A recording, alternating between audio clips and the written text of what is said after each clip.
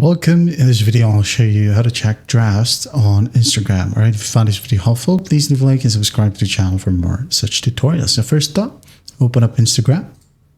Now that one's done, go to the top left, tap on the plus sign.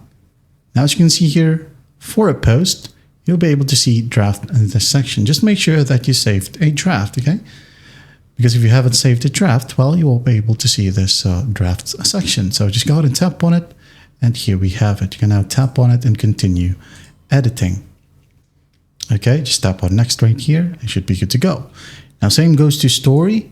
When you go ahead and tap on story, here we have the album section. Just tap on it.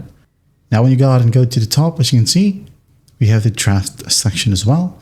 So you can just tap on it and continue where you left. Okay, that's basically it.